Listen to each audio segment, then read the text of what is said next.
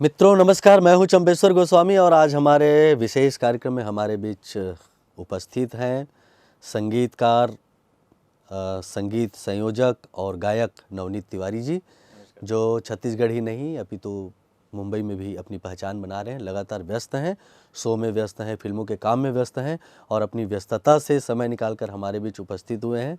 आपका स्वागत है, नमस्कार। किस तरह का भी काम चल रहा है आपका मुंबई में?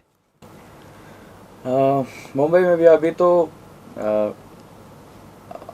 हिंदी प्रोजेक्ट्स चल रहे हैं और साथ में लाइव शोज़, अपने टीचिंग की क्लासेस, और वहाँ मैं एक इंस्टीट्यूट में पदस्थ भी हूँ एज अ वोकल फैकल्टी और प्रोडक्शन फैकल्टी के रूप में। तो अभी ऑलमोस्ट सब कुछ अभी नया गाना बनाना, नया गाना रिलीज़ करना, नए नए जगह जाके शोज़ करना, यही सब चीज़ें अभी व्यस्तता बढ़ा रही है धीरे धीरे। क्या ये सच है कि छत्तीसगढ़ में पैसे कम मिल रहे थे इसलिए मुंबई की तरफ गए हैं? नहीं नहीं भाई, ऐसा कुछ नहीं है। पैसे के लिए तो अच्छा, ये जेन्युइन है। लोगों को ऐसा लगता है कि सच में आर्टिस्ट मुंबई जा रहा है तो पैसा ज़्यादा चाहिए उसको, बट उसमें बहुत लोग का होता भी है कंसर्न, तो वो लोग लेकिन फिर पैसे कमा के और कहीं चले जाते हैं, खाना बदोश वाली लाइफ जो है। बट ऐसा नहीं है। मेरे लिए ये चीज़ है कि यहाँ पर मैं छत्तीसगढ़ में जैसे अपने गुरुओं से जितना सीख पाया हूँ, मेरी किस्मत रही है, मेरे इतने भगवान स्वरूप गुरु मिले और उनसे जो सीखने मिला और अपनी चीज़ों को जितना विस्तृत करता जा रहा हूँ और लोगों तक पहुँचाता जा रहा हूँ, कोशिश कर रहा हूँ उनका नाम भी हो गुरुओं का। तो उसके साथ साथ अभी क्या है, और भी विधाएं जैसे एक्सपेरिमेंट हो रहे हैं म्यूज़िक में, लाइव म्यूज़िक में, चाहे स्टूडियो के अंदर। तो मैं उन्हीं सब चीज़ों को और भी बटोरना चाह रहा हूँ। तो मैं बाहर जाके और भी चीज़ें एक्सप्लोर करूँ, सीखने मिले और भी चीज़ें, ताकि मैं अपने म्यूज़िक को और कुछ नए रूप से लोगों तक पेश कर पाऊँ। तो बस इसलिए मेरा जाना हुआ है और काम मैं निरंतर सीखते सीखते कर पा रहा हूँ इसीलिए। वाद्य यंत्र में काफ़ी आपको महारत हासिल है। कौन कौन सा वाद्य यंत्र आप बजाते हैं? महारत बोलना तो गलत होगा क्योंकि महारत तो बहुत बड़ा शब्द है मेरे लिए। बट मैं थोड़ा बहुत जो गुरुओं से सीख पाया हूँ, तो मेनली मैं कीबोर्ड, पियानो मैं बजाता हूँ, हारमोनियम, कीज से जितने रिलेटेड इंस्ट्रूमेंट है, थोड़ा बहुत तबला, कुछ एक दो ताल मैं रिदम के लिए बजा पाता हूँ। और लेकिन मेरा मेन जो है पियानो और हारमोनियम, जो कीबोर्ड से रिलेटेड जितने भी इंस्ट्रूमेंट है, वो सब मैं थोड़ा बहुत बजा पाता हूँ। नवनीत आज नवनीत है और बहुत अच्छा काम किए हैं, तो कहीं ना कहीं तो उसकी एक विधिवत शुरुआत हुई होगी, संगीत की शुरुआत। तो विधिवत संगीत की शुरुआत कैसे हुई आपकी? विधिवत भैया, मैं यही बोलना चाहूँगा कि जैसे सीखते सीखते चीज़ें लाइन मिलते जाती है, तो मेरी शुरुआत भी यही कमला देवी संगीत महाविद्यालय से हुई। और उससे पहले मैं सबसे बचपन में क्लास 4th में था, 2002-3 की बात है। तो मेरी मुलाकात रोमियो जैकब सर से हुई और मैं उनसे पहले ही तालीम में कीबोर्ड से शुरू किया था उनके पास सीखना। उसके बाद 2009 में मैं कमला देवी महाविद्यालय ज्वाइन किया, तो वहाँ फिर चंद्रभूषण वर्मा सर, जो कि बहुत बड़े मेरे लिए इंस्पिरेशन रहे हैं, और फिर एंडी केरी सर, बेडेकर सर, दीपक बेडेकर सर, जयश्री मैम, फिर कल्पना मानूरकर मैम, सारे लोगों से कुछ ना कुछ सीखते सीखते टी उन्नी कृष्णन सर से फिर मुलाकात हुई। जैसा टेक्निकली मैं जैसा जैसा कुछ चीज़ें जानता जा रहा था, तो ऐसा था कि भगवान रूप से गुरु भी आते जा रहे थे जीवन में। फिर साथ ही साथ खैरागढ़ में फिर उस्ताद इरशाद अहमद वारसी खान साहब, जो उनसे मुलाकात हुई। तो विधिवत ऐसे चीज़ें सीखते सीखते फिर मैं आगे बढ़ता गया। तो जितने भी गुरु हैं, बस जो भी अच्छा हो पा रहा है उनकी देन है, तो पूरा उनके ऊपर ही डिपेंड। फिर उसके बाद संगीत रचना की ओर जी, आपने रुख किया। कितने सारे गीतों में आपने संगीत दिया और स्वर दिया, चाहे एल्बम हो, फिल्म हो? एल्बम में मतलब ऐसा काउंट किया जाए तो मेरी शुरुआत वैसे 2011 के आसपास हुई। जैसे मैं शुरुआत किया तो वो कोरस सिंगर के नाम से था, मतलब रूप में। तो उस टाइम की जितनी, अच्छा उस टाइम एल्बम्स का बहुत ज़्यादा क्रेज़ था हमारे छत्तीसगढ़ में, इंडस्ट्री में। तो बहुत एल्बम्स बन रहे थे उस टाइम। तो हम सुबह से लेके शाम तक कोई ना कोई स्टूडियो में बुक रहते थे। तो उस टाइम से ऐसे लेके अभी काउंट करें, और अगर मेरी खुद की वॉइस ऐसा देखा जाए, तो अभी तक ऑलमोस्ट मैं यहाँ इंडस्ट्री में 12 से 15 गाने जो मेरे सोलो हैं, और ऐसे तो एज अ म्यूज़िक कंपोज़र भी ऐसे ऑलमोस्ट 8-10 गाने होंगे, उसमें से कुछ 1-2 गाने बहुत ज़्यादा जो लोगों को प्रिय हुए थे। और जसगीत में मैं बहुत काम किया हूँ और करना चाह रहा हूँ आगे भी, तो वो सब में मैं लगा हुआ हूँ, भजन और जसगीत में भी। यदि आप छत्तीसगढ़ी में एज ए म्यूज़िक डायरेक्टर के रूप में, सिंगर तो आप हैं ही, एज ए म्यूज़िक डायरेक्टर के रूप में काम करें, कितनी संभावनाएं देख रहे हैं आप? मैं दोनों तरफ से पूछ रहा हूँ, एक तो अवसर की संभावना और दूसरा है ना, कहना चाहिए इनकम की संभावना। पहले अवसर में आते हुए एक्चुअली क्या है ना, देखिए पहले से इंडस्ट्री अब बहुत ज़्यादा ग्रो कर लिया हमारा। जितने भी हमारे यहाँ बड़े डायरेक्टर्स हैं और प्रोड्यूसर्स हैं जो बहुत अच्छा लेवल में काम कर रहे हैं, इवन जो हमारे यहाँ लेजेंडरी हैं उन लोग खुद अपना एक दौर देखा हुआ है उनका, इवन मुंबई में देखे हैं हम, अगर देखे जिनसे भी हम सीखे हैं देख के जिनको, तो उन लोगों को देख के आज सीख सीख के हम भी आगे बढ़े हैं। तो उनका आज जो काम उस स्तर में आज हमारा छत्तीसगढ़ उठता जा रहा है, तो यहाँ अवसर के नाम से तो अभी बहुत स्कोप हो गया। इवन अब लोगों तक भी म्यूज़िक पहुँच रहा है, घर घर तक। पहले तो गांव वाले उतना नहीं सुन पा रहे थे क्योंकि बहुत रेयर उनके पास, अब तो यूट्यूब साधन है हमारे पास, इंस्टाग्राम रील्स है और फेसबुक है, तो हर जगह अब गाना ऐसा चला ही जा रहा है। तो अवसर के नाम से अगर देखें तो अब चीज़ें बढ़ते जा रही है, इवन क्वालिटी भी बहुत ज़्यादा पहले से चेंज हो गई है। तो उसके लिए तो हम रहते ही हैं कि अब गाने मिले अच्छे और हम साथ में बैठ के प्रोजेक्ट करें। इनकम के अगर नज़रिए से मैं देखूं तो इनकम के लिए थोड़ा सा भी और ऐसा लग रहा है कि थोड़ा सा टाइम और जाएगा इंडस्ट्री में, कि जहाँ से हम सिंगर्स को इंडस्ट्री से निकल के पैसे कमाते बन रहा है, ये चीज़ बोलने में जो मेरा एक्सपीरियंस रहा है। क्योंकि जनरली हम लोग देख पा रहे हैं कि बहुत अच्छा काम चल रहा है, लेकिन जो आउटकम आना चाहिए एज अ कंपोज़र या एज अ सिंगर, जिनको भी यहाँ पर काम मिल रहा है, हम खुद कर रहे हैं, तो वो जो मेहनत के कंपैरिजन बहुत कम हो जा रहा है। अब उसका रीज़न बहुत सारी चीज़ें हैं, लो बजट है या हाई बजट है, वो मैटर करता है।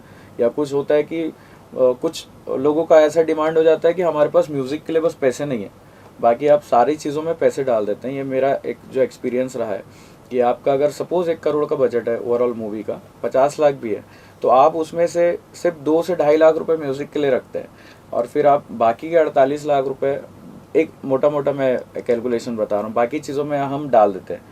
तो वही चीज़ बाहर के जैसे साउथ की इंडस्ट्री में हम देखेंगे या और कहीं इंडस्ट्री में देखते हैं, तो वहाँ ये फ़र्क हो जाता है। तो लास्ट में क्या हो जाता है कि जो म्यूज़िक का काम कोई म्यूज़िक डायरेक्टर अपना 100% दे के कर सकता है, वहाँ पर वो खिंचा सकता है। आप जैसे खुद राइटर हैं, हमारे आदरणीय प्रिय, तो आप भी वो चीज़, हम लोग सब एक्सपीरियंस कर रहे हैं कि हम मेहनत कर रहे हैं उतना, लेकिन वो चीज़ वहाँ तक पहुँचने के बजाय और कहीं चले जा रही है। तो टेक्निकली जो चीज़ों में खर्चा होना चाहिए म्यूज़िकली, तो वो वहाँ पर हम लोग फिर डाउन थोड़ा सा लेवल हो जाता है हमारा। तो आपका पैसा डूबा हुआ है कि नहीं डूबा है? ये थोड़ा पर्सनल हो गया। चलिए इसको हाँ। इसको इसको हंसी में ही खत्म कर देते हैं, होते रहता है है ना, आना जाना होते रहता है। जी जी।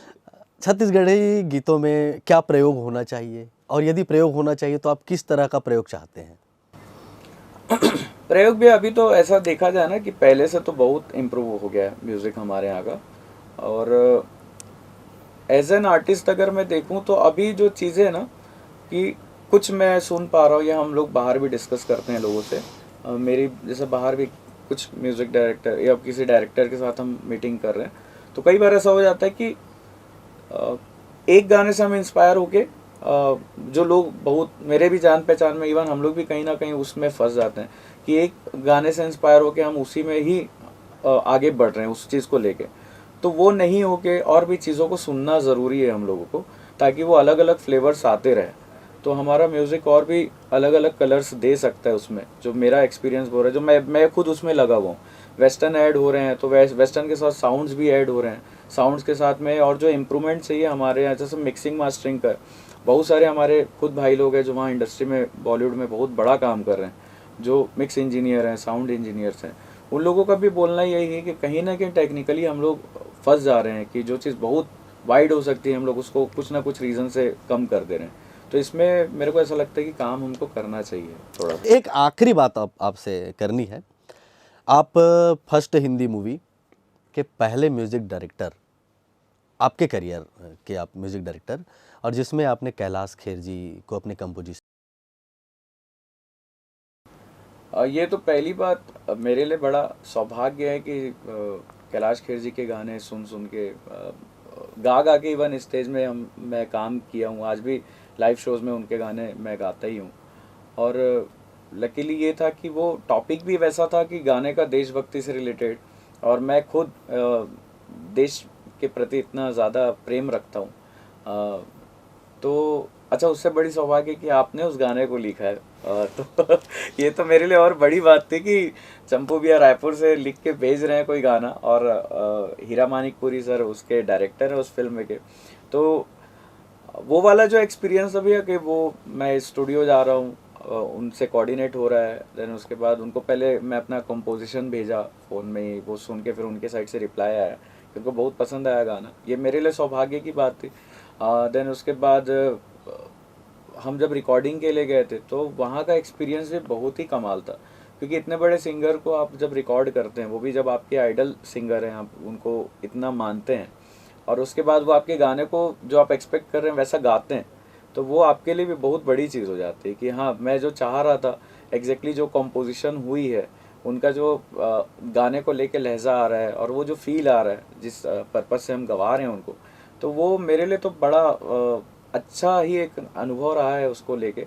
और मैं बस चाह ही रहा हूँ कि जल्दी जल्दी वो गाना लोगों तक भी पहुँचे, ताकि वैसे कुछ प्रोजेक्ट्स में हम और फिर काम कर पाएँ आउटपुट देख के कि कितना अच्छा लोगों को पसंद आ रहा है। और सबसे बड़ी बात मैं लोगों से, आप सभी से शेयर करूँगा कि ये मेरे जीवन का पहला गाना है जिसमें मैं around 8 piece live recording violin का भी करवाया, और वो भी बहुत ही मेरा कमाल का एक्सपीरियंस रहा है, क्योंकि मैं अरेंज तो मैं वायलिन किया, मेरा एक खुद का एक सपना था कि मैं कब लाइव सिम्फनी रिकॉर्ड कर पाऊँ गानों में। तो ये मेरे लिए बहुत ही अच्छा गुरुओं का आशीर्वाद है, माँ बाप का, मम्मी पापा का आशीर्वाद है कि, और आप सब बड़ों का आशीर्वाद है कि मैं कुछ अपने रास्ते में जाता जा रहा हूँ और चीज़ें सफल हो रही है, कि जो चीज़ सोच रहे हैं उसके प्रति हम मेहनत कर रहे हैं, तो वो नई नई चीज़ें मिलते जा रही सीखने। तो ये बहुत ही शानदार एक्सपीरियंस था मेरा, और मैं बहुत हर दिन याद करता हूँ उस चीज़ को। आपको बधाई, हमारी अशेष शुभकामनाएं। अब जाते जाते आपका वो कर्मा गाना जी जिसको आपने कंपोज किया है और गाया भी है, जी। तो वो जाते जाते वो छत्तीसगढ़ी गाना आप अपना सुनाइए।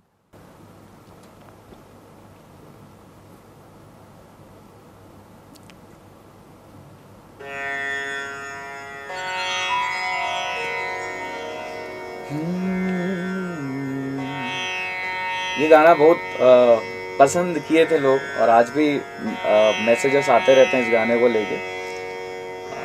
राग पहाड़ी में बेस्ड है, पहाड़ी की छवि है, बेस्ड पहाड़ी का थोड़ा अंग है इसमें।